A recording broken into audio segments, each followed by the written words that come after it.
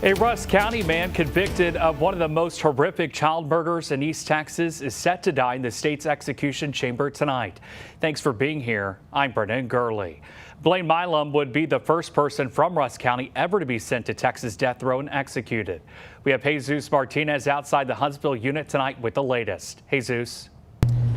I'm outside the Huntsville unit here in Huntsville, Texas, outside the execution chamber. In a matter of an hour now, Blaine Milam from Rusk County is said to be executed, and that reality becoming just a little too close now. Just today, the U.S. Supreme Court denied a stay of execution by his attorneys that was filed yesterday, and on Tuesday, the Texas Board of Pardons and Parole also denied clemency, which would have potentially given him life in prison without parole instead of execution, which brings us to today. Just a quick background on this. Blaine Milam was just 18 years old back in 2008 when investigators say he and his girlfriend Jessica Carson killed her 13-month-old daughter Amora Carson. Prosecutors said the pair beat and tortured the toddler during what they called an exorcism. And autopsy reports showed 24 human bite marks, broken bones, and other severe injuries, some that are too graphic to share on TV.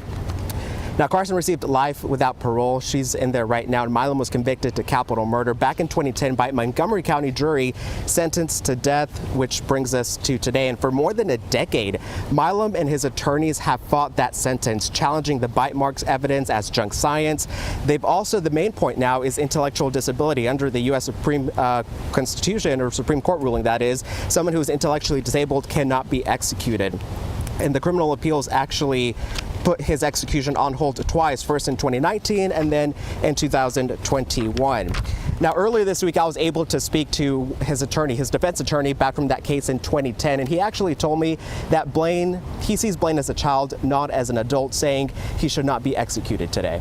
Blaine basically had not grown up. Blaine had been pulled out of school prior to 4th grade.